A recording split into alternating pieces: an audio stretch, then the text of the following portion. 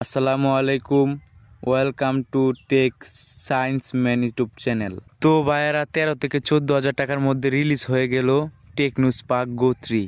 এটার দুইটা ভেরিয়েন্টে বাজারে এসেছে, একটা 464 যার মূল্য 12,999 টাকা এবং 4128 যার মূল্য 14,499 টাকা, অর্থাৎ 14,500। অন্তত এই বাজেটে কোম্পানি 128 দিলে ভালো হতো। আর করবেনি, যেভাবে ফোনের দাম বাড়তেছে, ওকে আমার সাজেস্ট থাকবে 1500 টাকা বাড়িয়ে হলেও 4128 ভেরিয়েন্টটা নেবেন। এতে রেগুলার কাজগুলো ঠিকঠাক মতোই করতে পারবে। ডিজাইনটা কি আর বলবো, এটা তো আপনারা জানেন।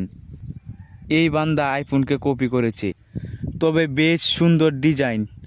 হাতে নিলে ফোনটা খুব বেশি ভারী মনে হয় না এবং মোটাও না, হাতে ধরে একটা আলাদা আলাদা ফিল হয়। এই ফোনের বডিতে ম্যাট ফিনিশ দেওয়া হয়েছে আর হাতের চাপ হালকা পাতলা বসবে, তাই ব্যাক কভার ইউজ করবেন আর কভারটি পেয়ে যাবেন বক্সের ভিতরে। ফোনটিতে রয়েছে 3.5 মিলিমিটার হেডফোন জ্যাক, যা আজকাল দামি ফোনেও নেই, বলতে গেলে বিলুপ্তির পথে। সাইড মাউন্টেড ফিঙ্গারপ্রিন্ট স্ক্যানার বা ভলিউম বাটনের সাথে অ্যাডজাস্ট করা। দাম অনুযায়ী ওভারঅল ঠিকঠাকই আছে, খুব স্লো না আবার একুরেট ফাস্টেও না। এছাড়া এখানে নেই কোনো পাঞ্চল কাট আউট, যা টেকনো স্পার্ক গো 2 এর মধ্যে ছিল।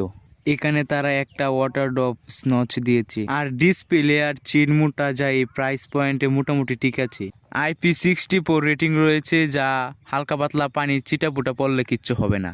সিম কার্ড দুইটা, পাশাপাশি একটা মেমোরি কার্ড ব্যবহার করতে পারবে। Display size 6.74 IPS LCD panel, যা HD+ এবং 120 হার্জ রিফ্রেশ রেট। বেশ কিছু অ্যাপ চালিয়ে দেখেছি, কিছু কিছু অ্যাপস 90 রিফ্রেশ হার্জ এ চলে, আবার কিছু কিছু 120 রিফ্রেশ হার্জে। এটা ইনডোর ব্রাইটনেস ঠিকঠাক আছে, আউটডোর চালাতে গেলে কিছু স্ট্রাগল করে। এনিওয়ে, মোবাইলের ক্যামেরা নিয়ে কিছু কথা বলি। মোবাইলটিতে এমনিতে দুইটি ক্যামেরা থাকলেও ভাই, কাজের ক্যামেরা একটাই 13 মেগাপিক্সেল এবং সেলফি ক্যামেরা 8 মেগাপিক্সেল। 13 থেকে 14 হাজার টাকার মধ্যে এই বাজেটে মার্কেটে যেসব ফোন আছে সেগুলো ফোনের মতোই এটার ক্যামেরাও ঠিকঠাক আছে। আর এই দামে কি ভিডিও কোয়ালিটি তো জানি নেই, অবশ্য আমি একটা ভিডিও স্যাম্পল দিয়ে দিই। এই ফোনের প্রসেসর রয়েছে ইউনি এসওসি T7250, যা আহামরি লেভেলের কিছু না, এই দামে ঠিকঠাক আছে। আর এটা রান করেছে অ্যান্ড্রয়েড 50 ও টেকনো HiOS 15। এখন এখানে যা প্রসেসর রয়েছে তা দিয়ে মূলত মাল্টিটাস্কিং করতে পারবেন। ফোনে কথা বলা, গেম খেলা, ভিডিও দেখা ঠিকঠাক মতোই করতে পারবেন। এখানে আপনি 3 থেকে 4টায় একসাথে রান করতে পারবেন। এতে বেশি করলে স্লো করবে, নয়তো ক্র্যাশ করবে। এটা এন্ট্রি লেভেলের ফোন হলেও এতে বেশ কিছু আবিজাবি অ্যাপস রয়েছে, এগুলো সিলেক্ট করতে ফেললে সেক্ষেত্রে স্টোরেজ, র্যাম অনেকটাই ফাঁকা হবে। এই ফোনে ফ্রি ফায়ার বা বড় বড় গেম খেলার দরকার নেই, তবে ছোট ছোট 2D টাইপের গেমগুলো খেলতে পারবেন। আর এতে ব্যাটারি রয়েছে 5000 mAh। ফোনে সর্বোচ্চ চার্জ সাপোর্ট করে 15 ওয়াট। এখানে তারা 15 ওয়াটের একটি চার্জার না দিয়ে 10 ওয়াটের একটি চার্জার দিয়েছে, যা আমরা আশা করিনি। ব্যাটারি নিয়ে কোনো দুশ্চিন্তার কিছু নেই, তবে চার্জ হতে 1 ঘন্টারও বেশি সময় লাগে। আর এখানে একটি মাত্র স্পিকার রয়েছে, আমি মনে করি এখানে 2টি স্পিকার দিলে ভালো হতো।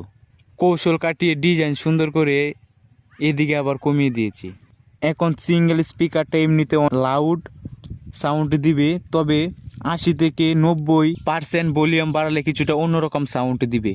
আর ফোনে কথা বলার কোনো সময় সমস্যা হবে না, সেই দিকে ঠিকঠাকই আছে। তো এখন এই ফোন কারা কিনবেন? ফোনটা যারা তাদের মা বাবা বা ওয়াইফের জন্য নিতে চাচ্ছেন অবশ্যই নিতে পারেন। আর যারা স্টুডেন্ট তাদের জন্য ফোনটা নেওয়া ঠিক হবে।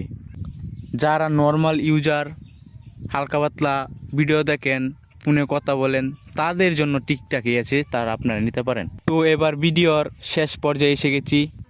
তো ভিডিওটি ভালো লাগলে লাইক, কমেন্ট এবং সাবস্ক্রাইব করবেন। ধন্যবাদ।